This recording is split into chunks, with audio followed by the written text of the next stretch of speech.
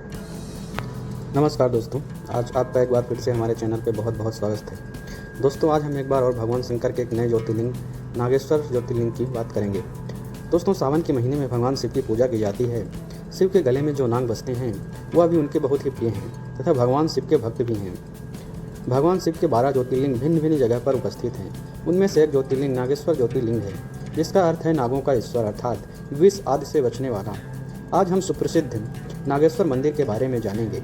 यह द्वारका गुजरात के बाहरी क्षेत्र में स्थित है। भगवान शिव का यह प्रसिद्ध ज्योतिर्लिंग गुजरात प्रांत में द्वारकापुरी से लगभग 25 किलोमीटर की दूरी पर स्थित है।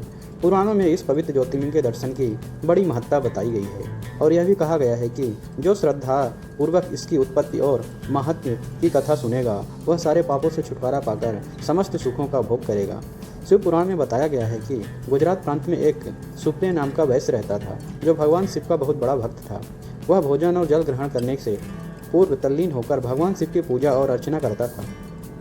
वहीं दारुक नाम का एक राक्षस सुप्रिय को बहुत तंग करता था और उसकी पूजा में हमेशा ही विघ्न उत्पन्न करता था।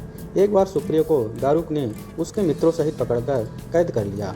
सुप्रिया उसके कैद में भी भगवान शिव की निरंतर पूजा अर्चना करते रहे।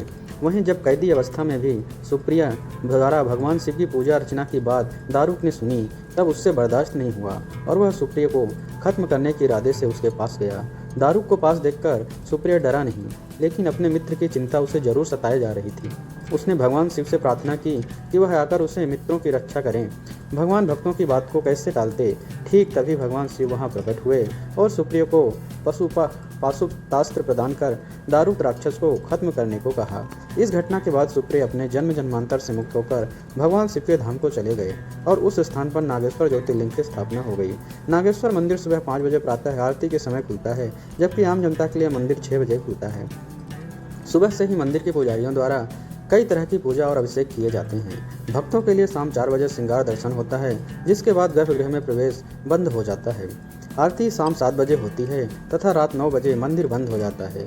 त्योहारों के समय यह मंदिर ज़्यादा समय के लिए खोल दिए जाते हैं। ऐसे मंदिर के प्रांगण में भगवान शिव की 25 मीटर लंबी पद्मासन मुद्रा में बैठी हुई मूर्ति स्थापित की गई है।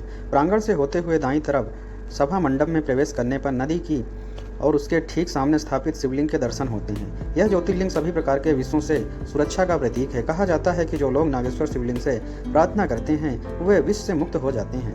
इस शिवलिंग की खासियत यह है कि यह द्वारका शिला के नाम से प्रसिद्ध एक पत्थर से बनी है और इस पर छोटे छोटे चक्र हैं। शिवलिंग का आकार अंडाकार त्रिमुखी रुद्राक्ष की तरह है। इससे जुड़ा एक आख्यान भी है कि दारुका नाम का एक राक्षस भगवान शिव का बहुत बड़ा भक्त था। शिव पुराण के अनुसार जो इस ज्योतिर्लिंग के दर्शन करने के बाद इसकी उत्पत्ति और महत्व को पढ़ता है, वह अंत में सभी भौतिक सुखों को त्याग कर मोक्ष प्राप्त करता है।